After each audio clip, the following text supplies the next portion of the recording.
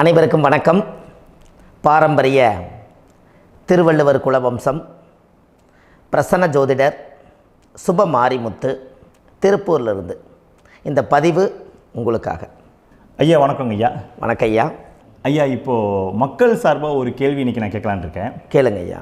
ஐயா, அதாவது இந்த ஜாதகத்தில் முடக்கு இருக்கு, ஜாதகத்தையும் முடக்கிருச்சு, கண்டிப்பாக அதனால் வாழ்க்கையில் நிறைய பிரச்சனைகள் அப்படின்னு சொல்லி நிறைய பேர் கேட்குறாங்க. கண்டிப்பாங்க ஐயா. இந்த முடக்குங்கிறது என்னங்க ஐயா? அதற்கும் கர்மாவுக்கு ஏதாவது சம்மந்தம் இருக்காங்க ஐயா?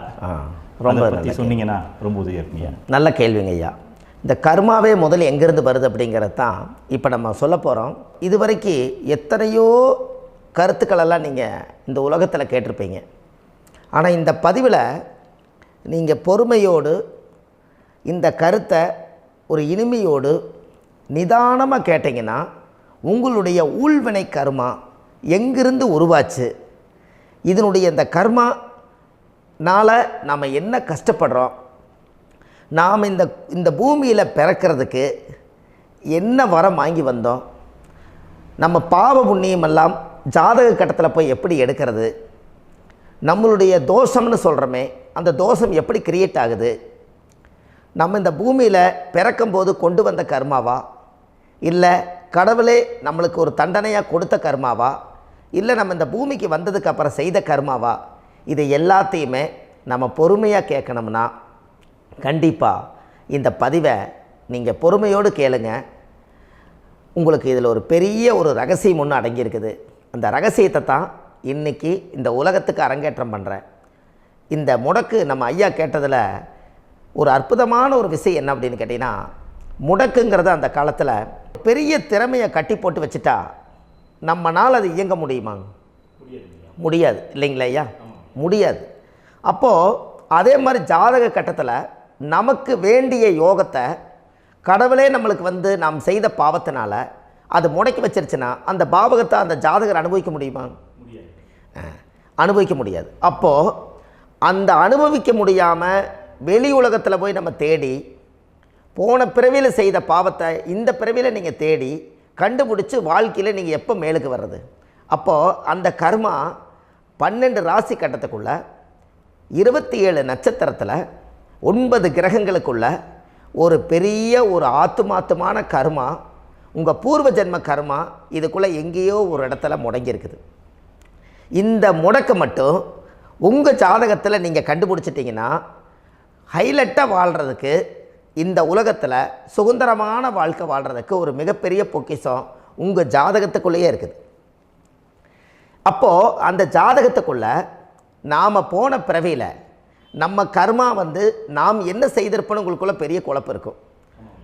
என்னங்க ஐயா, நீங்கள் என்ன கர்மா பண்ணிட்டு வந்தீங்க, நாம் போன பிறவியில் நம்ம யாரை ஒரு வதச்சோம், யாரை நம்ம மனசை புண்படுத்தினோம், நம்ம தாத்தாவுக்கு சோறு போட்டோமா, நம்ம பாட்டனுக்கு சோறு போட்டோமா, நம்ம முப்பாட்டனுக்கு சோறு போட்டோமா, நம்ம கொள்ளுப்பாட்டனுக்கு சோறு போட்டோமா, அப்போ நம்ம அப்பாவுக்கு நம்மளை பெற்றவருக்கு நம்ம சாப்பாடு கொடுத்தோமா, இவங்களுக்கெல்லாம் நம்ம சேவை பணிமடைகள் செஞ்சோமா, நம்மளுடைய உறவுகளுக்கெல்லாம் அரவணைச்சு போனோமா, நம்மளுடைய இந்த மாதிரி நாம் இரத்த சம்பந்த உறவுகளை இருந்து தான் இந்த உலகத்துக்கு நம்ம வெளியில் வந்திருப்போம்.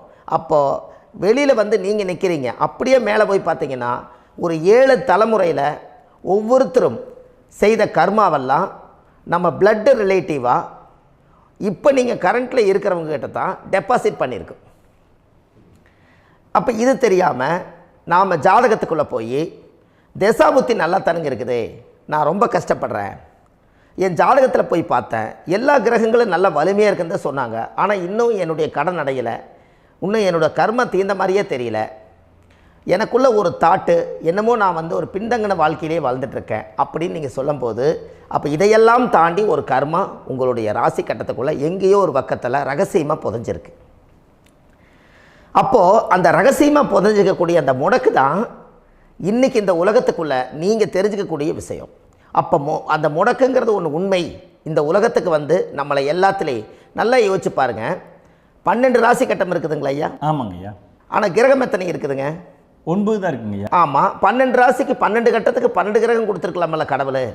அப்போ ஏன் 3 கட்டத்தை மட்டும் எம்டி பண்ணி மீதி 9 கிரகத்தை வச்சுக்கிறாருன்னா, அப்போ நாம் செய்த 3 தலைமுறை கர்மாவுக்கு அது எந்த கட்டம் பிளாக் ஆகுதோ அந்த கட்டத்துக்குள்ளே ஏதோ ஒரு ரகசியம் இருக்கிறனால தானே எங்கேயோ ஒரு பக்கத்தில் நீங்கள் கண்டிப்பாக கர்மாவில் மாட்டுவீங்கிறது கடவுளே படைச்சு தானே இதை உருவாக்கியிருக்காரு. 12 ராசிக்கு 12 கட்டம் கொடுத்துருந்தா எங்கே நீங்கள் சுற்றி வந்தாலும் ஏதோ ஒரு வீட்டுக்குள்ளே போய் உட்காந்துக்கலாம். ஆனால் ஒரு வீடு சுத்தமாக இருக்குது, ஒரு வீட்டில் 4 கிரகம் இருக்குது, ஒரு வீட்டில் 3 கிரகம் இருக்குது, ஒரு வீட்டில் 5 கிரகம் இருக்குது, ஒரு 3 வீடு 4 வீடு காலியாக இருக்குது. அப்போ எங்கேயோ ஒரு ராசி கட்டத்துக்குள்ளேயே கடவுளுடைய கர்மா விளையாட்டு, அது ரகசிய விளையாட்டு தான். அப்போது இந்த இடத்துல தான் உங்கள் ஜாதகத்தில் முடக்கு இருக்குது. இந்த முடக்கை நீங்கள் எப்படியெல்லாம் அதை ஆராய்ச்சி பண்ணி கண்டுபிடிக்க முடியும் அப்படிங்கிற ஒரு விஷயத்தை தான் இன்றைக்கி நம்ம இந்த உலகத்துக்குள்ளே இதை நுழைக்க போகிறேன். இப்போ அப்பா செய்த பாவம்னு ஒன்று இருக்குமில்லங்க ஐயா, நம்ம அறியாத வயசில் தெரியாதில்ல, அப்பா செய்த பாவம்னு இருக்கும். அப்பாவுடைய சொத்து பிள்ளைக்குத்தானா, அப்பாவுடைய பாவம் பிள்ளைக்குத்தானே, என்னங்க ஐயா? சரி, அப்போ தாத்தா இருக்கிறாரு, தாத்தாவுடைய கர்மா உயிர் எங்கே எழுதி வைக்கிறாருங்க? அப்போது மகனை விட்டுறாரு. அப்போ தாத்தா மாதிரியே முகம் இருக்குது, தாத்தா மாதிரியே அவருடைய நடை உடை பாவனை இருக்குது, அவர் தாத்தாவுடைய ஜீனு தான் அப்படின்னு இவர் சொல்லும்போது, அப்போ தாத்தாவுடைய சொத்து பேரனுக்கு சொந்தம்னா தாத்தாவுடைய பாவம் எங்கே போகுங்க? Very good. அப்போ அப்போது இந்த கர்மா எப்படி டிரான்ஸ்ஃபர் ஆகுதுன்னு உங்களுக்கு தெரியுதா? அப்போ நீங்கள் போன பிறவியில் அந்த தாத்தாவுடைய பேரனை நீங்கள் பிறக்கிறதுக்கு கர்மம் உங்களை செயல்பட வச்சுருக்குது. அதனால் நீங்கள் தாத்தாங்கிறீங்க. அதனால் அந்த கௌரவமாக எங்கள் தாத்தா சம்பாரித்த சொத்து நான் தான் அனுபவிக்கணுங்கிற விதியை நீங்கள் உருவாக்கிறீங்க. அப்போது இந்த ஜாதகத்தில் அந்த ஊழ்வினை தோஷந்தான் ஏதோ ஒரு வழியில் உங்களை கர்மாவை செயல்படுத்துது. அதனால தான் இந்த ஜாதகத்தில் எந்த ஒரு முடக்கை எடுக்கிறதா இருந்தாலும் சூரியன் என்ற நட்சத்திரம் எதுவோ அந்த நட்சத்திரத்துக்கு எந்த வீடு முடக்காகுதோ அங்கே தான் உங்களுடைய கர்மா ஒளிஞ்சிருக்கும். இதுதான் உங்களுடைய பெரிய ஒரு பொக்கிஷமான ரகசியம். சரிங்க ஐயா, இப்போ இதில் நவகிரகங்கள் 9 இருக்கும்போது ஏன் சூரியனை மட்டும் நம்ம இதில் எடுத்துக்கணும்னு நீங்கள் சொல்கிறீங்க? நல்ல கேள்விங்க ஐயா. நீங்கள் கேட்டீங்க பார்த்தீங்களா, 9 நவகிரகம் இருக்கும்போது சூரியனை மட்டும், அந்த சூரியன் என்ற நட்சத்திரம் பிறக்கும்போது அந்த வீடு மட்டும் முடக்காகுன்னு நீங்கள் கேட்டீங்க இல்லையா? இதுதான் அற்புதமான கேள்வி. ஏன் அப்படின்னு கேட்டிங்கன்னா, சூரியன் அப்பாவோட உயிர் கரு போய் அம்மாவுடைய பனிக்கூடத்தில் கர்ப்பத்தில் வச்சு 10 மாதம் 300 நாள் சுமந்து நீங்கள் இந்த பூமிக்கு வெளியில் வரும்போது நீங்கள் என்ன பாவத்தை இவங்க விதைச்சாங்களோ அந்த கர்மாவை வாங்கிட்டு தான் நீங்கள் வெளியில் பிரசவமாகறீங்க. இதுதானே?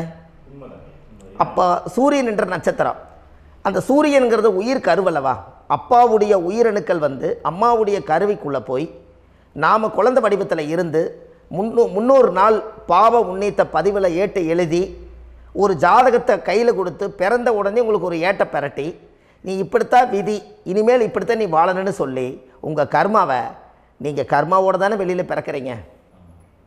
அப்போ சூரியன் என்ற நட்சத்திரம் தானே இந்த உலகத்துக்கு ஒரு பெரிய ஒரு மகத்துவம். இப்போ பாருங்கள், விடிய வரைக்கும் நம்ம முழிச்சிட்ருக்குறோம், காலையில் சூரிய உதயமானால் அவங்கவுங்க செயல்படுறோம். மீதி எல்லா கிரகங்களுக்குமே வெளிச்சத்தை கொடுக்கக்கூடிய சக்தி சூரியனுடைய பிம்ப ஒளிக்குத்தானே உண்டு, என்னங்க ஐயா? அதனால தான் மேசத்து உச்ச வீடுன்னு சொல்லி மேசத்தை உச்சம்னு சொல்லி சூரிய உச்சத்தை அங்கே தான் வச்சாங்க. அப்போது அந்த காலச்சக்கரத்துக்கு 5ஆம் இடம் பூர்வ புண்ணியஸ்தானத்தில் போய் சிம்மத்தில் கொண்டு போய் சூரியனை ஆட்சி வீடுன்னு வச்சாங்க. அப்போது சூரியனில் இருந்து தான் அந்த மையப்புள்ளி உருவாகுது. அப்போ உங்களுடைய ஜாதகத்தில் அந்த சூரியனாகப்பட்டவர் பிறக்கும்போது நீங்கள் உங்கள் ஜாதகத்தை நீங்கள் எடுத்துக்கங்க ஐயா. நீங்கள் இன்றைக்கே போய் கதவை திறந்து உங்கள் பெட்டியை திறந்து பீர்வாவுக்குள்ளே உங்களுடைய ஜாதகம் இருக்குது, அந்த ஜாதகத்தை எடுத்து ஜோதிடர்கிட்டையே நீங்கள் சந்தேகம் கேட்குறக்கு முன்பு நீங்களே உங்களுடைய கர்ம பற்றி தெரிஞ்சுக்கிறதுக்கு இந்த பதிவில் உங்களுக்கு ஒரு ரகசியத்தை சொல்லித்தரேன். உங்கள் ஜாதகத்தில் இப்போ இது வரைக்கும் ராசி கட்டத்தை நீங்கள் பார்த்துருப்பீங்க, ஆனால் பாதசாரம்னு ஒன்று இருக்கும் இல்லைங்களா? ராசிக்கு பாதசாரம்னு ஒன்று இருக்கும். சூரியன் என்ன நட்சத்திரத்தில் இருக்குது, சந்திரன் என்ன நட்சத்திரத்தில் இருக்குது, செவ்வாய் என்ன நட்சத்திரத்தில் இருக்குது, புதன் என்ன நட்சத்திர காலில் நிற்குது, இதெல்லாமே அந்த சாரம் இல்லாத ஜோதிடம் சோரம் போய்விடும். அதனால் அந்த சாரத்தில் நிற்கிது பார்த்தீங்களா கிரகம், அதில் இப்போ நீங்கள் உங்களுடைய ராசி கட்டத்தை ஓப்பன் பண்ணுங்கள். இதில் ராசி கட்டத்தில் சூரியன் என்ற நட்சத்திரம்னு ஒன்று இருக்கும் இல்லைங்களா? அது எதுவாக வேணாலும் இருந்துட்டு போட்டோம். அந்த நட்சத்திரம் தான் நீங்கள் பிறக்கும்போது தாயுடைய கருவறைக்குள்ள கரு உருவான நட்சத்திரமே அதுதான். புரிஞ்சுங்களா ஐயா? பிறக்கும்போது நீங்கள் அந்த கருவுடைய நட்சத்திரம் அப்பா வந்து கருவை உருவாக்கி கர்மாவை விதைச்சது அந்த சூரியன் என்ற நட்சத்திரம் தான். அந்த வீட்டுக்கு தான் இந்த ராசி கட்டத்தில் உங்களுக்கு முடக்கு உருவாகுது. புரிஞ்சுங்களா ஐயா? அப்போது ஒரு ஜாதகத்தில் சூரியன் என்ற நட்சத்திரம் எதுவோ அதுதான் உங்களுடைய கர்மா நட்சத்திரம். இப்போ நம்ம பிறக்காதுக்கு முன்னாடி அப்பா கட்டத்தில் அந்த கர்மா டெபாசிட் ஆகிருக்கும். அதை ட்ரான்ஸ்ஃபர் எப்படி பண்ணுறாரு?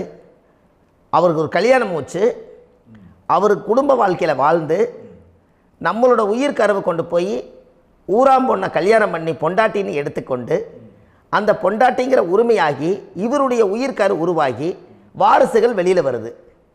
அதானங்க ஐயா? அப்போது அந்த சூரியன் என்ற நட்சத்திரம் தான் இந்த உலகத்தில் ஒரு பிரம்மாண்டமான நட்சத்திரம். இந்த நட்சத்திரம் உங்கள் மனசுக்குள்ளே ஏதாவது இருந்துச்சுன்னா உங்கள் வீட்டில் ஏதாவது ஒரு நல்ல விஷயங்கள் நீங்கள் பண்ணுறதா இருந்தால் அந்த கர்மா நட்சத்திரம் சூரியனுடைய நட்சத்திரம் இருக்குது பார்த்தீங்களா, அந்த நட்சத்திரத்தில் எந்த ஒரு சேவைகளும் செய்யக்கூடாது. அதுதான் கர்மா. அதை போய் நீங்கள் ஆக்டிவேட் பண்ணி விட்டீங்கன்னா அது முன்னோர்களை வந்து நீங்கள் வந்து தொந்தரவு பண்ண மாதிரி. அந்த கர்ம நட்சத்திரம் தான் உங்கள் வாழ்க்கையில் அது புதஞ்சிருக்கிறதா. இப்போ குழந்தை பிறந்தாலோ சீர் சீமந்தங்கள் நீங்கள் செய்கிறதாலோ கல்யாணம் முக்கிறதுனாலோ உங்கள் ஜென்ம நட்சத்திரத்தன்னைக்கு கல்யாணம் பண்ண வேண்டாம்னு சொல்லிக்கிறாங்கல்லங்க. உங்களுக்கு ஜென்ம நட்சத்திரத்துக்கு முன்னாடி உங்களை உருவாக்குன நட்சத்திரம் தான் ஜென்ம நட்சத்திரம். அப்போ சூரியன் என்ற நட்சத்திரம் அப்பாவுடைய ஜென்ம நட்சத்திரமாக அந்த ஊழ்வினை கர்மம் செயல்படுது. அப்போ அந்த முடக்கு யார் வழியில் வந்தது? முன்னோர்கள் வழியில் வந்தது. முன்னோர்கள் கட்டி வச்சது யாரைய? குலதெய்வத்தை. அப்போ அந்த குலதெய்வத்தை போய் சாமிக்கு போய் வீடு வாசல்லாம் வலித்து குலதெய்வத்தை போய் தேங்காய் பழம் பூ மாலை கல்கண்டு வாங்கி அர்ச்சனை பண்ணி ஒரு அன்னதானம் ஒன்று பண்ணிவிட்டு சாமிக்கு பொங்கல் வச்சு நைவேத்தியம் பண்ணிவிட்டு உங்கள் ஜாதகத்தை வச்சு பூஜை பண்ணிவிட்டு வாங்க. அதுக்கப்புறம் தான் உங்கள் கர்மாவை கண்டுபிடிக்கிறதுக்கு வழியே பிறக்கும். குலதெய்வத்தை வணங்காமல் கோவிந்தா கோவிந்தா என்று பல தெய்வத்தை வணங்கினாலும் பலனொன்றும் இல்லைன்னு அந்த காலத்தில் முன்னோர்கள் சொல்லி வச்சுக்கிறாங்களா இல்லைங்களா? அதனால் கண்டிப்பாக அதை கண்டுபிடிச்சி நீங்கள் அதுக்கு ஒரு நைவேத்தியம் பண்ணால் மட்டும்தான் முதல்ல உங்கள் 5ஆம் பாவம் முன்னோர்கள் அது வேலை செய்யும். குலதெய்வ ஆலயத்துக்கு போயிட்டு வாங்க. போயிட்டு வந்துட்டு இந்த கர்மவினை தோஷத்தை நிவர்த்தி பண்ணுறதுக்குண்டான சரியான பரிகாரத்தை நம்ம எடுப்போம். அப்போது உண்மையாலுமே ஒரு ராசி கட்டத்துக்குள்ளே இந்த மாதிரி ஒரு அந்த கர்ம தோஷம் இருப்பதனால இந்த கர்மா தோஷத்துக்கு அந்த முடக்க தோஷங்கிறத நீங்கள் எடுத்து அதை கண்டுபிடிச்சி அந்த சூரியன் என்ற நட்சத்திரம் எந்த ராசி கட்டத்தில் போய் முடக்காயிருக்குதோ அந்த முடக்கு எந்த பாவகம் வந்து நம்மளுக்கு லாக் ஆகிருக்குதோ அந்த பாவகத்துக்கு உண்டான பரிகாரங்கள் அதுக்குரிய ஸ்தலங்கள் அந்த கோவில்களில் போய் சுவாமிக்கு தேங்காய் பழம் பூமாலை கல்கண்டு வாங்கி அர்ச்சனை பண்ணி நீங்கள் இந்த கோவிலுக்குள்ளே போய் உட்காந்து சாமி கும்பிட்டு வந்தீங்கன்னா உங்களுடைய ஜாதகத்தில் இருக்கக்கூடிய அந்த முடக்கு தோசை நீங்கி வாழ்க்கையில் நீங்கள் எதை சாதிக்க வந்தீங்களோ அந்த சாதனையை நீங்கள் சாதிச்சிட்ருப்பீங்க. புரிஞ்சுங்களா ஐயா? ஏன் அப்படின்னா அந்த முடக்கு நட்சத்திரத்துக்குள்ளே தான் ஒரு தோஷம் இருக்குது. இப்போ அந்த காலத்தில் பாருங்கள் ஐயா, முன்னோர்கள் எல்லாம் நிறைய பேர் கோவில் கட்டி வச்சுட்டு போயிருக்காங்களா இல்லைங்களா? இந்த கோவில் எதுக்காக கட்டி வச்சுக்கிறாங்கன்னா அவங்க கட்டினவங்களுக்கும் அந்த முடக்கு தோஷம் இருந்திருக்குது. ராஜாக்கள் இருந்திருக்குது, மன்னர்கள் காலத்தில் இருந்திருக்குது, ஜமீன்தார் காலத்தில் இருந்திருக்குது. இப்போ அவங்களுடைய அமைப்புகள் எல்லாமே முன்னோர்கள் என்னமோ அறியாமல் தெரியாத தன்னடக்கம் இல்லாத ஒரு கர்மாவை இவங்க செஞ்சிட்டாலும் அதுக்குரிய பரிகார ஸ்தலங்களை கொண்டு போய் அந்த காலத்திலே ஜாதகம் பார்த்து நம்ம வந்து முன்னோர்களுடைய பாவத்தை நாம் செய்த பாவத்தையும் தீர்த்துட்டு நமக்கு கீழே அடுத்த சந்ததிகள் அடுத்த தலைமுறைகள் வந்தாலும் இந்த கோவில்களுக்கு வந்து விளக்கு போட்டு சாமி கும்பிட்டு இந்த மண்ணை மிதிச்சுட்டு போனால் அன்னையோடு அந்த கர்மா தீருங்கிறது அந்த காலத்திலேயே முடக்க தோஷ பரிகாரத்தை கோவில் வழியில் அந்த காலத்தை திசை திருப்பி வச்சுருக்காங்க. அப்போ நீங்கள் கோவிலுக்கு போகாமல் கண்டிப்பாக இந்த பரிகாரத்தை நீங்கள் உடைக்க முடியாது. ஏன் உடைக்க முடியாதுன்னா இப்போ நீங்கள் எத்தனை வருஷம் வாழ்கிறீங்க ஐயா? 120 வருஷமே வச்சுக்கோங்க. சூரியன் திசை 6 வருஷம், சந்திரன் திசை 10 வருஷம், செவ்வாய் திசை 7 வருஷம், ராகு திசை 18 வருஷம், குரு திசை 16 வருஷம், சனி திசை 19 வருஷம், புதன் திசை 17 வருஷம், கேது திசை 7 வருஷம், சுக்கிரன் திசை 20 வருஷம். இப்போ நான் சொன்ன டோட்டலெல்லாம் கூட்டிங்கன்னா 120 வருஷம் வரும். இது ஒரு மனிதர் பிறந்து பூரண ஆயுளோடு வாழ்ந்தால் இந்த 120 வருஷம் வாழ்ந்தால் அவர் இந்த பூலோக பதவி விட்டு சிவலோக பதவி போயிடுவார். அதுக்கு பேர் தான் பூரண ஆயுள் என்று பொருள். அப்போ இந்த பூரண ஆயுளை வாழ்ந்தவருக்கு 120 வருஷம். கோயில் எத்தனை வருஷம் வாழுதுங்க ஐயா? கோயில் பழங்காலத்து கோயிலெல்லாம் எத்தனை வருஷம் வாழுதுங்க? 12 வருஷத்துக்கு கும்பாபிஷேகம். அது ஓகே, அது பரவாயில்ல. 12 வருஷத்துக்கு ஒருக்கா பழசை புதுப்பிச்சு கும்பாபிஷேகம் பண்ணி மறுபடியும் அதுக்கு பவர் ஊட்டி சக்தி ஊட்டி அதுக்கு உருவேற்றுறாங்க. நான் சொல்கிறது கோயில் 5000 வருஷம் 4000 வருஷம் பெரிய பெரிய சித்தர்கள், மகான்கள், ரிஷிமார்கள், யோகிகள், சித்தர்கள் இவங்களெல்லாம் போய் கோவில்லையே சிவனையும் பெருமாளையும் வழிபாடு பட்டுட்டு கோவில்லையே ஒரு ஓரத்தில் ஜீவசமாதி ஆயிட்டாங்கன்னு பழைய கால கோயிலில் சித்தர்கள் குடியிருக்காங்களா இல்லைங்களா? இருக்காங்கல்லங்க ஐயா. அப்போது நாம் 120 வருஷம் வாழ்கிறோம், கோவில் 5000 வருஷம் வாழுது. எங்கே சக்தி அதிகமாக இருக்குன்னு சொல்லுங்க? கோவிலில் தாங்க ஐயா. கோயில் தான், அதில் ஒன்றும் மாற்றம் இல்லைங்களே. கோயில் தாங்க. அப்போ கோவிலில் தான் அந்த சக்தி இருக்குதுன்னு நீங்கள் சொல்கிறீங்க. அப்போ உங்களுடைய கர்மாவை உடைக்கிறதுக்கு 120 வருஷம் பெருசா 5000 வருஷம் பெருசான்னு சொல்லுங்கள்? 5000 தாங்க. அப்போ 5000 வருஷம் உள்ள அலைகள் வந்து எத்தனை அந்த சிவனுக்கு இப்போ சிவன் கோயிலே உங்களுக்கு முடக்கு தோஷத்துக்கு ஒரு கோயில் வருதுன்னு வச்சுக்கோங்க. அந்த கோவிலில் எத்தனை முடக்குகளுக்கு உண்டான கோவில்கள், எத்தனை பழங்களை ஊற்றி சாமிக்கு அபிஷேகம் பண்ணியிருப்பாங்க, எத்தனை பால் கூட ஊற்றிருப்பாங்க, பன்னீர், தேன், இளநீ, மஞ்சள் நீர், திருமஞ்சனம், அபிஷேகம், பொங்கல், நைவேத்தியம் இத்தனையும் செஞ்சு அந்த சிவனை வந்து சிவனாக பார்த்து அந்த கருவறைக்குள்ள ஒரு கிராணங்கள் வரும்போதும் கூட பாதுகாப்பு பண்ணி வச்சு நல்ல சக்தியோடு அந்த கருவறையை புத்தியோடு அவங்க வேலை செஞ்சு அந்த காலத்தில் வச்சுருக்காங்களா இல்லைங்களா? அப்போது நம்ம வீட்டை அவ்வளோ சுத்தமாக வச்சுருக்க முடியுமா? என்னதான் வாஸ்து இருந்தாலும் முடியாது இல்லைங்களா? அப்போது அவ்வளவு ஒரு பவர்ஃபுல்லான கோவில் அந்த முடக்கு தோஷத்துக்குள்ளே ரகசியமாக அந்த கோயில் அடங்கியிருக்குது. உங்கள் ஜாதகத்துக்குள்ளே உண்மையாலுமே ஊழ்வினை கோயில், கர்மவினை கோயில் அதுக்குள்ளே இருக்குது. அந்த ஜாதகத்தை கணிச்சு பார்த்தா கரெக்டாக உங்களுடைய ஜாதகத்தில் அப்பாவுடைய கருவறையிலேருந்து உயிர் உருவாகிற நேரத்தில் இருந்து இப்போ வரைக்கும் நீங்கள் கரண்ட்டில் வாழ வரைக்கும் அந்த கர்ம கூட வர்றதை ஒரே ஒரு இடத்துல போனால் மட்டும்தான் விட்டுட்டு வர முடியும். அது எந்த வீடு அப்படின்னு கேட்டால் உங்களுக்கு வந்து அப்பாவுடைய கர்மா வழியில் போய் அந்த கோவில் பழையகால கோயில், பழையகால தெய்வங்கள், அந்த கோவில் தான் உங்கள் ஜாதகத்துக்குள்ள ரகசியமாக இருக்கும். அது ஏன் இந்த பதிவில் உங்களால் சொல்ல முடியாது அப்படின்னா, இந்த பதிவில் ஏன் உங்க சொல்ல முடியாதுன்னா உங்கள் ஜாதகம் தெரியாமல் என்ன கோயிலை நீங்கள் சொல்லுவீங்க? இப்போ பொதுவாக ஒரு நட்சத்திரத்துக்கு ஏதோ ஒரு கோவிலை அவங்க சொல்லி நீங்கள் போயிட்டு வர்றீங்கன்னு வச்சுக்கோங்க. ஆனால் அது வேலை செய்யலைன்னா நம்மளுக்கு என்னங்க இவ்வளோ கஷ்டப்பட்டு போய் அதை பலனடையிலேன்னு கேள்வி கேட்டக்கூடாது. உங்கள் ஜாதகத்தை நீங்கள் கொண்டாங்க, உங்கள் டேட் ஆஃப் பர்த் டயத்தை போட்டு ஜாதகத்தை கணிச்சு நீங்கள் சூரியன் என்ற நட்சத்திரத்துக்கு உங்களுடைய கர்மவினை கோவில் யார், உங்களுடைய முடக்கு யார், ஊழ்வனை தோஷத்துக்கு உண்டானவர் யார், தாய் வழி கர்மா யார், தந்தை வழி கர்மா எது, நீங்கள் பிறக்கும்போது வந்த கர்மா என்ன, இது எல்லாம் கணிக்காமல் பொதுவாக ஒரு கோயிலில் போய் நீங்கள் பாட்டுக்கு சாமி கும்பிட்டு வந்தால் பலன் எப்படி கிடைக்கும்? கண்டிப்பாக கிடைக்காதுங்க ஐயா. என்னங்க ஐயா? அது தெரிஞ்சு பண்ணாதான் சரியா? ஒரு டாக்டர்கிட்ட போகிறீங்க, என்னை அப்படியே ஸ்கேன் பண்ணி ஒரே ஒரு மாத்திரை கொடுங்கன்னு கேட்டால் டாக்டர் கொடுப்பாருங்களா? அவர் என்ன பிரச்சனை இருக்குதோ அதை முதல்ல கண்டுபிடிச்சி ஸ்கேன் பண்ணி பார்த்து ரிப்போர்ட் எடுத்து அது மூலியமாக தான் கொஞ்சம் எடுத்து ஐயா உங்களுக்கு இந்த பிரச்சனை, இதுக்கு தீர்வுக்கு இதுக்குண்டான மெடிசன், இது இப்படித்தான் சாப்பிடணும்னு அது முறையாக சொல்லி அந்த உயிர் வாழ வைக்கிறாரு டாக்டர். அவர் ஒரு தெய்வ வடிவத்தில். கரெக்டுங்களா ஐயா? அப்போ உங்களோட கர்மா எங்கே செயல்படுது அப்படின்னா இந்த முடக்க நீங்கள் இந்த பதிவில் தெரிஞ்சுக்கங்க. அதுக்குரிய நட்சத்திரம் என்னன்னு தெரிஞ்சு வச்சுங்க. உங்கள் ஜாதகத்தில் சூரியன் என்ற நட்சத்திரத்தை எடுத்துக்கங்க. அந்த வீட்டுக்கு முடக்க இந்த பதிவில் எந்த வீடு லாக் ஆகிருக்குதுங்கிறத நான் உங்களுக்கு இந்த வீட்டில் சொல்கிறேன். அந்த வீட்டு நீங்கள் பாருங்கள், உங்களுடைய லக்கணத்துக்கு அது எந்த வீடு. இப்போ லக்கணத்துக்கு ஒரு 7வது வீடுன்னே வச்சுக்கோங்க. அப்போ லக்கணத்துக்கு 7வது வீடே முடக்கு. அப்படி ஒரு முடக்கு ஆகிப்போச்சுன்னா ஒரு ஜாதகத்தில் லக்கணம் தான் 1, 7ஆம் இடம்ங்கிறது மனைவி ஸ்தானம். ஒரு ஆணுடைய ஜாதகத்துக்கு 7ஆம் இடம் தான் மனைவி.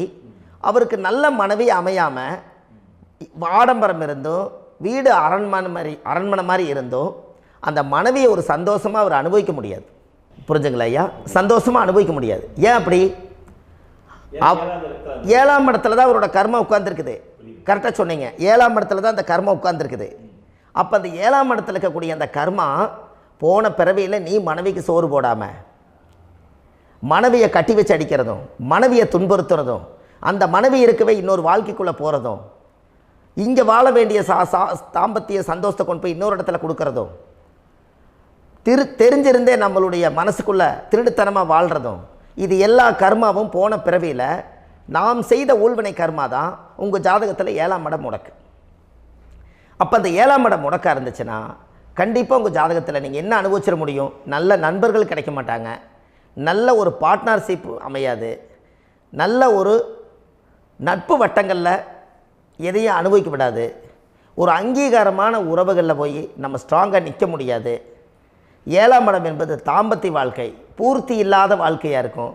இப்படியெல்லாம் அந்த ஜாதகத்தில் ஒரு பொதுவாக ஒரு ஜாதகத்தில் 7ஆம் பாவம் முடக்காயிட்டால் இந்த கர்மாவை அவர் அனுபவிச்சுக்கிட்டே இருப்பார். இது எப்போத்தான் அதுக்கு ஒரு தீர்வு வேணுங்கய்யா? அந்த கோயில் எதுன்னு நீங்கள் கரெக்டாக சொன்னீங்க. இப்போ இது மனிதனால் செயல்படுது. மனிதர்கள் தான் கோயிலை கட்டி வச்சாங்க. தெய்வத்தை விட ஒரு காலத்தில் மனிதர்களுக்கு மகிமை ஜாஸ்தி. ஏன்னா சாதாரண ஒரு மண் பூமியாக இருந்த இடத்த மனிதர்கள் தான் கோயில் கட்டி ஒரு மகிமைப்படுத்தி புண்ணியம் பண்ணி வச்சாங்க. மனிதர்களுக்கு சக்தி அதிகம்தான், ஆனால் பிரபஞ்சத்துக்கு அதை விட சக்தி அதிகம் அல்லவா? ஐயா, நீங்கள் கோவிலுக்கு போய் அந்த கர்மா உடைக்கிறதுக்கு கோவிலில் சக்தி இருக்குது, ரைட்டு. ஆனால் நம்ம வீட்டுக்கும் கோயிலுக்கும் ஒரு மிகப்பெரிய தொடர்பு என்னென்னா, அந்த கோயில் கட்டுறவங்க எல்லாமே பழைய காலத்து கோயிலெல்லாம் பாருங்கள், பஞ்சபூதத்தை வச்சு கட்டியிருப்பாங்க.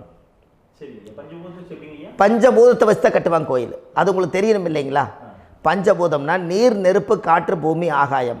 இந்த பஞ்சபூதத்தினுடைய சக்திகள் எல்லாம் ஒரே நேர்கோட்டுக்கு என்னைக்கு வருதோ அன்னைக்கு தான் அந்த கோவிலுடைய பாலக்கால் போட்டு 1000-2000 வருஷம் நிலச்சி நிற்கிறது. காரணம், இந்த பிரபஞ்சத்தில் பஞ்சபூதம் எப்படி நிலச்சி நிற்குதோ அதுபோல் 5000 வருஷம் நிற்கிறதுக்கு அந்த பஞ்சபூத சக்தி வச்சு தான் சாமி சிலையை பிரதிஷ்டை பண்ணி வச்சுருப்பாங்க. அதனால தான் இந்த கோயில்கள் எல்லாம் 5000 வருஷமாயும் எத்தனையோ கிராணங்களை எல்லாம் தப்பிச்சிருக்கிறதுக்கு காரணம். அப்பேற்பட்ட புண்ணிய ஸ்தலம் உங்களுக்கு எதுன்னு தெரியணும் அல்லவா? என்னங்க ஐயா? அப்பேற்பட்ட புண்ணிய ஸ்தலம் உங்களுக்கு எதுன்னு தெரிஞ்சால் தானே நீங்கள் போய் செய்ய முடியும், இல்லாட்டி கண்டிப்பாக தெரியாது. அப்போ இந்த முடக்கு தோஷத்தை கடவுள்கிட்ட கொண்டு போய் ஒப்படைக்கணும். நாம் பிறக்கும் போது கொண்டு வந்த கர்மாவை நாம் இருக்கும் காலத்தில் கொண்டு போய் இந்த கர்மாவை சுத்தப்படுத்தி, நீங்கள் பாவ ஆத்மாவை இந்த பூமியில் பிறந்து பூலோகத்தில் எல்லா புண்ணியத்தையும் செஞ்சுட்டு இந்த பூலோகத்தை விட்டு நீங்கள் போகும்போது புனித ஆத்மாவாக போகணுன்னா உங்கள் கர்மாவை கொண்டுட்டு போகாதீங்க, கர்மாவை நிவர்த்தி செய்யுங்க. என்னங்க ஐயா? அப்போ கர்மாவை சுத்தப்படுத்துங்க. கர்மாவை சுத்தப்படுத்திட்டு உங்களுக்கு பிறக்கிற குழந்தைகளுக்கு அந்த கர்மாவை டிரான்ஸ்ஃபர் பண்ணாமல் உங்களோட நில் பண்ணுங்க. ஒரு உதாரணம் சொல்லட்டுங்களா ஐயா? ஒரு காந்தம் ஒன்று இருக்குது இல்லைங்களா? ஒரு காந்தம்ங்கிறது ஒரு தாத்தாவாக வச்சுக்கோங்க. ஒரு இரும்பை கொண்டு போய் வச்சா ஒட்டு மோட்டாதா? அப்போ ஒட்டுனோடனே காந்தம்ங்கிறது தாத்தா, அவருக்கு பிறந்த வாரிசுக்கு அந்த கர்ம டிரான்ஸ்ஃபர் ஆயிருமா? சரி, இன்னொரு இரும்பை கொண்டு போய் வைங்க, ஒட்டு மோட்டாதா?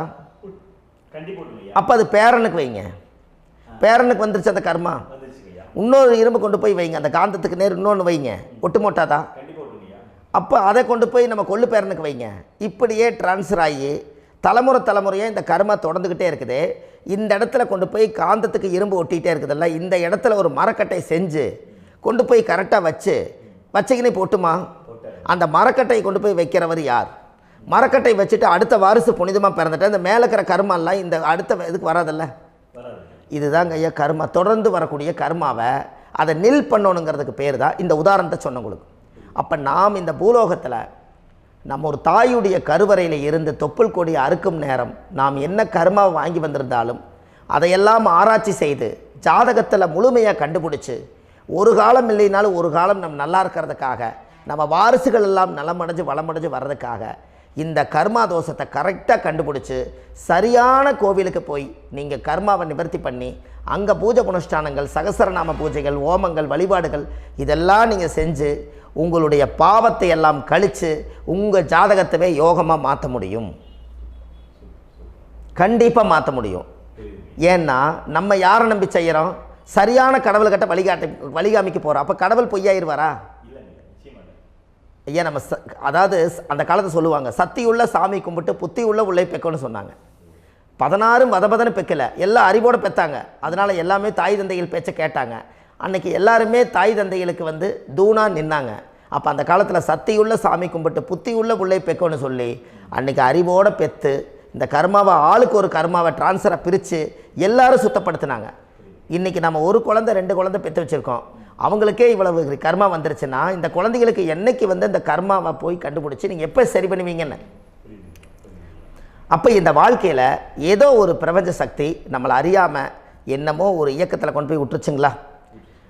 அப்போ இனிமேலாவது இந்த கர்மாவில் இருந்து கண்டிப்பாக நம்ம நிவர்த்தி ஆகணும்னு சொன்னால் இந்த முடக்கு தோஷத்தை யாரெல்லாம் கண்டுபிடிச்சி இந்த ஊழ்வினை கர்மாவில் இருந்து நாம் கருவறையில் சுமக்கும் போது 10 மாதம் நீங்களாம் என்னென்ன நினச்சிருப்பீங்க? அதாவது கருவறைக்குள்ள கருப்பாக ஒரு பிண்டம் இடப்பக்கம் கிடக்கையில் இந்த பூமிக்கு வரும்போது நீங்கள் என்னென்ன நினச்சிருப்பீங்க? இந்த பிறந்ததுக்கு அப்புறம் வந்து தான் அம்மா தெரியுது, அப்பா தெரியுது, தாத்தா தெரியுது, பாட்டி தெரியுது, இந்த உலகத்தில் கண்கொள்ளாத காட்சிகள் எல்லாம் தெரியுது, எல்லாம் தெரியுது. ஆனால் 10 மாதம் உங்கள் வாழ்க்கையில் நீங்கள் இருக்கும்போது நீங்கள் என்னென்னலாம் நினச்சி இந்த பதிவில் இறைவன் கொடுத்தாரோ அதையெல்லாம் அனுபவிக்கத்தான் வந்தீங்க. அதுக்கு இடையில இருக்கிறதான கர்மா. இந்த ஒரு விஷயம் உங்களுக்கு கிடச்சிருச்சுன்னா நீங்கள் எல்லாருமே ராஜயோகமாக பிழைப்பீங்கள்ல. இதில் ஏழை பணக்கார யாரையுமே சொல்ல வரல. அவங்க பிறக்கும்போது புண்ணியத்தை பொறுத்து தான் போன ஜென்மத்தில் நம்ம என்ன புண்ணியங்கள் பண்ணி வச்சோமோ அந்த புண்ணியத்தில் இன்றைக்கி நல்லா வாழ்கிறாங்க. ஒருத்தர் கேட்டார், என் ஜாதகத்தில்ங்க எங்கூட படித்தவர் இடம் வாங்கிட்டார், வீடு வாசல் கட்டிட்டார், தொழில் பண்ணிட்டார், நல்லா இருக்கார், ஆனால் நான் இன்னும் அப்படியே தான் இருக்கிறேங்கன்னு ஒருத்தர் கேட்டார். அதுக்கு ஒரு கருத்து என்னென்னா, டேட் ஆஃப் பர்த் ஒன்று தான், டைம் ஒன்று தானே வச்சுக்கோங்க. அவங்க அப்பா செஞ்ச புண்ணியம் வேறு, நீங்கள் செஞ்ச பாவங்கள் வேறு. அவர் செஞ்ச புண்ணியத்தினால அவருக்கு எல்லாமே முன்னாடி கிடைக்குது. நீ கர்மாவெல்லாம் கழிச்சிட்டீன்னா பின்னாடி கிடைக்க போகுது. இதில் மற்றவங்களை பற்றி வேற்றுமையாக நினைக்கிறதுல எந்த ஒரு இதுவுமே இல்லை. அப்போ ஒருத்தர் பார்த்து ஒருத்தர் வாழ வேண்டாம். உங்களுடைய சுய அறிவை வச்சு இந்த பூலோகத்தில் இந்த பூமியில் நீங்கள் 4 தெரிஞ்சு நல்ல விதமாக கற்றுக்கிட்டு இந்த உலகத்தில் சிறப்பாக வாழ கற்றுக்குங்க. அதுக்கு அந்த ஊழ்வினை தோஷத்தை கண்டுபிடிங்க. உங்களுக்குன்னு ஒரு முடக்கு இருக்குதுங்கிறத இன்றைக்கி நீங்கள் எழுதி வைங்க. அதை எப்படியாவது கண்டுபிடிங்க, அதை தேடுங்க. ஒரு முறை நீங்கள் ஜாதகத்தை கொண்டு வாங்க. அந்த ஜாதகத்தை கொண்டு வந்து உங்கள் பாவகத்தில் எத்தனாம் பாவம் முடக்காயிருக்குதுன்னு பாருங்கள். அந்த பாவகம் முடக்காயிருச்சுன்னா உங்கள் வாழ்க்கையில் அதிலிருந்து உங்களால் வெளியில் வரவே முடியாது. கண்டிப்பாக வர முடியாது. அதை நீங்கள் கண்டுபிடிச்சா மட்டும்தான் நீங்கள் மேலே வர முடியும். ஏன்னா நிறைய பரிகாரங்கள், பூஜைகள், யாகங்கள், ஓமங்கள் எல்லாம் செய்து வச்சும் கூட அந்த கர்மவினைக்கு உண்டான கோவிலுக்கு போய் அந்த 5000 வருஷ பழமை வாய்ந்த தெய்வத்துக்கிட்ட போய் நீங்கள் முறையிட்டு விளக்கு போட்டு உங்கள் கர்மத்தை எல்லாம் நான் நீ தான் தீர்த்து கொடுக்கணும்னு சொல்லி நம்பிக்கையோடு நீங்கள் போய் அந்த சரணாகதி அடையிறீங்க பாருங்கள், அங்கே தான் உங்கள் கர்மாவை எடுத்து விடுறாரு. அப்போ இந்த ரகசியம் உங்களுக்கு வேணுமல்லவா? அப்போ உங்கள் ஜாதகத்தில் எங்கே முடங்கி அதுக்குரிய கோவில்கள் எல்லாம் என்ன, அதுக்கு தான பரிகாரம் என்ன, அதுக்கு நீர் பரிகாரம் என்ன, யாத்திரை பரிகாரங்கள் என்ன, நீங்கள் வீட்டில் இருந்தே செயல்படுத்தக்கூடிய பரிகாரங்கள் என்ன, பரிகாரம் கோவிலுக்கு போய்த்தான் நடக்குமா, இல்லை நாம் வீட்டில் வச்சு வணங்குறதுனால நடக்குமா, நாம் செய்யக்கூடிய தர்ம பரிகாரங்கள் என்ன, தான பரிகாரங்கள் என்ன, இப்படி பல விதமாக இருக்கிறனால உங்கள் ஜாதகத்துக்கு எந்த மாதிரி பரிகாரம் கனெக்ட் ஆகுதுங்கிறது தெரியணும். இது தெரியாமல் கண்டிப்பாக உங்களால் செயல்படுத்துறது ரொம்ப கஷ்டம். இதனால் இதை நீங்கள் தெரிஞ்சுக்கணும்னா இப்போ நம்ம பாருங்கள், நீங்கள் அந்த தெரிஞ்சுக்கிட்டாலே உங்கள் வாழ்க்கையில் ஒரு டைம் தான் நீங்கள் தெரிஞ்சுக்க போகிறீங்க. உங்களுடைய கர்மா என்ன, நீங்கள் எங்கே செயல்பட்டு போயிட்டுருக்கிறீங்க, உங்கள் போகிற பாதை சரியா இல்லை அந்த பாதையில் முள்ளு கல் இருக்குதா, இது எல்லாம் உங்களுக்கு தெரியலனா இந்த முடக்கை கண்டுபிடிக்கக்கூடிய சக்தி வாய்ந்த இந்த கர்மாவை நிவர்த்தி பண்ணுறதுக்கு வழிகள் இருக்குது. அதனால் நீங்கள் கண்டிப்பாக இந்த முடக்கை தெரிஞ்சுக்கணும். இந்த முடக்கு ராசினா என்ன உண்மையாலுமே உங்கள் வாழ்க்கையில் நீங்கள் தெரிஞ்சு இனிமேல் உங்கள் வாழ்க்கையில் இதுவரையிலும் கர்மாவுக்குள்ளேயே கஷ்டப்பட்டீங்க, வழி தெரியாமல் கண்ணை கட்டி காட்டில் விட்ட மாதிரி இருந்தீங்க. இனி அப்படி இருக்க வேண்டாம். உங்கள் ஜாதகத்தில் 12 ராசி கட்டத்தில் 9 கிரகம் போகும், மீனி 3 கிரகம், 3 கட்டம் உங்களுக்கு எங்கேயோ ஒரு பக்கத்தில் 3 கட்டம் எம்டியாக தான் இருக்கும். கரெக்டுங்களா? அது இல்லாமல் ஒரு ஜாதகம் பிறக்காது. ஏன்னா 9 கிரகத்துக்கு 9 கணக்கு போட்டால் 3 கட்டம் எம்டியாக தான் நிற்குது. அந்த கட்டத்துக்குள்ளே எந்த நட்சத்திரத்தில், எந்த சாரத்தில், எத்தனாவது டிகிரியில், எத்தனாவது பாத சாரத்தில், எத்தனை வெகுளையில், எத்தனை செகண்டுக்குள்ளே இந்த கர்மா உள்ளே புகுந்து உங்களை செயல்படுத்துதுங்கிறத கண்டிப்பாக உங்கள் ஜாதகத்தை கொடுங்க. பார்த்து இந்த விஷயத்தை சொல்கிறேன், நீங்கள் அந்த இடத்துக்கு போய் நிவர்த்தி பண்ணிவிட்டு உங்கள் வாழ்க்கையில் கொஞ்சம் காலம் வாழ போகிறீங்க. பாருங்கள், பிறந்ததுலேருந்து 20 வருஷத்துக்குள்ளே இளமையாக வாழ்கிறீங்க, குழந்தையாக வாழ்கிறீங்க. 20லேருந்து 40 வயசுக்குள்ளே தான் உங்களுக்கு ஒரு பொண்ணை பார்த்து கல்யாணம் பண்ணி ஒரு கரு உருவாக்குறீங்க.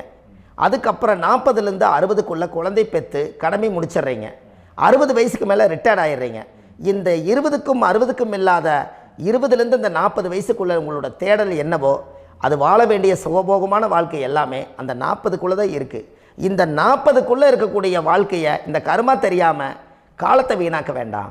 வாழ வேண்டிய வயசில் நீங்கள் வாழணும். அதுக்குரிய கர்மாவை நீங்கள் சுத்தப்படுத்துங்க. எப்படியெல்லாம் நீங்கள் சந்தோஷமாக வாழ்கிறீங்கன்னு எனக்கு ஒரு தகவல் கொடுங்க. வேறு லெவலில் நீங்கள் இருப்பீங்க. கண்டிப்பாக இந்த பதிவில் உங்களுக்கு நான் இந்த விஷயத்தை கொடுக்க போகிறேன். இந்த முடக்கு நட்சத்திரங்கள் என்ன அப்படிங்கிறத இந்த பதிவில் நீங்கள் ஒரு நோட் ஒன்று எடுத்துக்கோங்க, குறித்து வச்சுக்கோங்க. இதில் இருந்து அவங்கவுங்களுக்கு முடக்கு நட்சத்திரம் என்னங்கிறத இந்த பதிவில் நான் உங்களுக்கு கொடுக்குறேன். இந்த வீடு தான் அது முடக்குங்கிறத சொல்கிறேன். இதையெல்லாம் நீங்கள் தெரிஞ்சு உங்கள் ஜாதகத்தவே நீங்கள் முடக்கு எடுத்து கண்டிப்பாக உங்கள் வாழ்க்கையில் நீங்கள் நல்லா இருப்பீங்க. அதுக்கு ஒரு நோட் எடுத்து வச்சுக்கோங்க. இது வரைக்கும் கர்மாவை பற்றி நம்ம பேசினோம். உங்கள் ஜாதகத்தில் சூரியன் என்ற நட்சத்திரத்துக்கு தான் முடக்குன்னு சொன்னீங்களே, எந்த வீடுங்கிற ரகசியத்தை இன்றைக்கி நம்ம எல்லோரும் தெரிஞ்சுக்கலாமா? இத்தனை காலமாக நீங்கள் தெரிஞ்சுக்காத ஒரு ரகசியத்தை இன்றைக்கி உங்கள் ஜாதக கட்டத்தில் நீங்களே முடக்க கண்டுபிடிச்சி அதுக்குண்டான பலனை தேட போகிறீங்க. அந்த தேடல் தான் உங்களை கொண்டு போய் உட்கார வைக்க போகுது. ஒரு உதாரணம், உங்கள் ஜாதகத்தில் பாதசாரம் இருக்குது அல்லவா? அந்த பாதசாரத்தில் சூரியன் என்ற நட்சத்திரம், சூரியன் நின்ற நட்சத்திரம் பாதசாரத்தில் கரெக்டாக எடுங்க.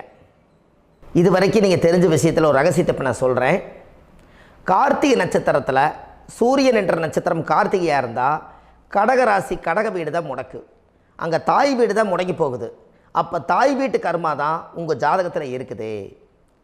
அப்போது தாயுடைய கர்மாவை நீங்கள் நிவர்த்தி பண்ணணுன்னா தாய்க்கு பாத பூஜை பண்ணி அதுக்கு பால் அபிஷேகம் பண்ணி தாய்க்கு அந்த தீர்த்தம் எடுத்து நீங்கள் தலையில் தெளித்து தாயுடைய கால் பாதத்தை நீங்கள் தொட்டு கும்பிட்டு உங்கள் கர்மாவை நீங்கள் கழிக்க போகணும்.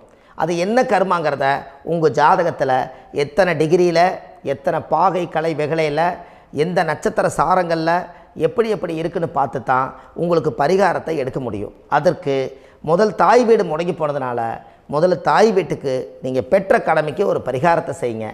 அதுக்கப்புறம் இந்த கர்மாவை கண்டுபிடிக்க உங்களுக்கு ஒரு சரியான பாதையை உங்களுக்கு நான் விளக்கி கொடுக்குறேன். கிருத்திகை நட்சத்திரத்தை பற்றி இந்த பதிவில் நீங்கள் பார்த்தீங்க. அடுத்த பதிவில் ரோகிணி நட்சத்திரத்தை பற்றி அடுத்த பதிவில் நம்ம பார்ப்போம். நம்ம ஆன்லைன்லேயே ஜாதகம் பார்க்குறோம். உங்கள் date of birth, time, place கொடுத்தீங்கன்னா போதும். உங்களுக்கு ஜாதகத்தை கணிச்சு ஃபோன்லேயே உங்களுக்கு கர்ம ராசி கண்டுபிடிச்சி உங்களுக்கு உண்டான கர்ம பரிகாரத்தை சொல்லி உங்கள் வாழ்க்கையில் ஒரு வெளிச்சத்தை கொண்டு வர்றதுக்கு என்றைக்கும் உங்களுக்கு உறுதுணையாக இருப்பேன். நீங்கள் கண்டிப்பாக இந்த பதிவுகள் எல்லாம் இது உங்களுக்காகத்தான். இது அதிகாலை நேரத்தில் பிரம்ம முகூர்த்தத்தில் இந்த பதிவை உங்களுக்கு முழுமையாக சமர்ப்பணம் பண்ணுறேன். இதை இதை வழி நடத்தி இதைய எப்படியெல்லாம் இந்த முடக்கை கண்டுபிடிச்சி இப்படியெல்லாம் பேச வச்சு அழகு பார்க்க நம்ம முன்னோர்களுடைய ஆசீர்வாதமும் இந்த முடக்கை கண்டுபிடிச்ச குருமார்களும் அவங்களுடைய குடும்ப பாரம்பரிய வம்சாவளிகளும் எல்லாருமே நல்லா இருக்கணும். அதுக்காக இந்த நேரத்தில் நான் வந்து அடியேன் சுப மாரிமுத்தாக இருந்து திருப்பூர்லேருந்து இந்த பதிவை உங்களுக்கு நான் கொடுக்குறேன். கண்டிப்பாக இந்த முடக்கு கோயிலுக்கு, இந்த முடக்கு தோஷத்துக்கு உண்மையான பரிகாரங்கள், எளிமையான பரிகாரங்கள் நீங்களே வாழ்க்கையில் செஞ்சு ஆதிகால பரிகாரங்கள் உங்கள் மனசுக்குள்ளே இருக்குது. அதை செயல்படுத்தினா மட்டும் போதும், வாழ்க்கை எங்கேயோ போயிடும். கண்டிப்பாக ஒரு முறை உங்கள் ஜாதகத்தை அனுப்பி வைங்க, உங்களுக்கு நான் பார்த்து பலன் சொல்கிறேன். இன்றைக்கி நான் கொடுத்த பதிவுகள் எல்லாம் உங்களுக்கு ரொம்ப பயனுள்ளதாக இருந்திருக்கும். உங்களுக்கு இது வரைக்கும் எத்தனையோ கர்ம வினைகளை பற்றி தெரியாமல் இருந்திருப்பீங்க. இந்த பதிவில் நிறைய கேட்டு தெரிஞ்சுக்கிட்டீங்க. இதெல்லாம் வாழ்க்கையில் ரொம்ப முக்கியமான பரிகாரங்கள், எளிமையான பரிகாரங்கள். நேராக நீங்கள் கடவுளைத்தான் கெட்டியாக பிடிக்க போகிறீங்க. அந்த பரிகாரங்கள் எல்லாம் செஞ்சு அதிகாரமாக வாழ்ந்து இந்த பூலோகத்தில் நல்ல சிறப்பாக வாழ்கிறதுக்கு இந்த பரிகாரம் உங்களுக்கு ரொம்ப யூஸ்ஃபுல்லாக இருக்கும். கண்டிப்பாக இந்த பதிவை செய்யுங்க. நம்ம பாரம்பரிய திருவள்ளுவர் குல வம்சம் பிரசன்ன ஜோதிடர் சுப மாரிமுத்து, திருப்பூரில் இருக்கேன். 30 ஆண்டு காலமாக நம்ம ஜோதிடம் பார்த்து கொண்டிருக்கிறோம். இவ்வளவு காலமாக எத்தனையோ ஆயிரக்கணக்கான மக்களுக்கு நம்ம ஜோதிடம் பார்த்து வழிகாட்டி நிறைய மக்களுக்கு நிறைய சேவைகள் செஞ்சுருக்கேன். நிறைய கோயில் கட்டி வச்சுருக்கேன், கும்பாபிஷேகங்கள் பண்ணி வச்சுருக்கேன், அன்னதானங்கள் நிறையா பண்ணி வச்சுருக்கேன், புண்ணிய யாத்திரைகள் நிறைய போய் வந்திருக்கேன். மக்களுக்காகவே நான் உங்களுக்கு உழைக்க தயாராக இருக்கேன். இந்த ஜோதிடம் வந்து என்னுடைய ஒரு பாரம்பரியமாக என்னுடைய அப்பா, தாத்தா, முன்னோர்கள் இதெல்லாம் எங்களுடைய குலத்தொழில் இது. அதனால் நாங்கள் பாரம்பரியமாக திருவள்ளுவர் குல வம்சம். வள்ளுவர் வாக்குன்னு யூடியூப் சேனலில் போனீங்கன்னா 1000 பரிகாரங்கள் கொடுத்துருக்கேன். அதுவும் உங்களுக்கு ரொம்ப யூஸ்ஃபுல்லாக இருக்கும். வள்ளுவர் வாக்கு அப்படின்னு போடுங்க, அப்படி இல்லைன்னா சுப மாரிமுத்துன்னு போடுங்க. இதில் பரிகாரங்கள் நிறையா கொடுத்துருப்பேன். கண்டிப்பாக இதெல்லாம் நீங்கள் சந்தித்து நீங்கள் ஒரு சப்ஸ்கிரைப் பண்ணி வச்சுக்கோங்க. நான் போடக்கூடிய பதிவுகள் எல்லாமே உங்களுக்கு நோட்டிஃபிகேஷனை வந்துடும். அதனால் நீங்கள் ஒரு சப்ஸ்கிரைப் பண்ணி வச்சுக்கோங்க. தினமும் ஒரு தகவல் உங்களுக்கு கொடுத்துக்கிட்டே இருக்கேன். இதெல்லாமே உங்களுக்கு ஒரு பெரிய சந்தோஷமான நிகழ்ச்சிகள். என்றைக்கும் உங்களோட நான் வாழ்கிறேன். உங்களுடைய குடும்பத்தில் நான் ஒருத்தராக இருந்து குடும்ப ஜோதிடராக நான் இருப்பேன்.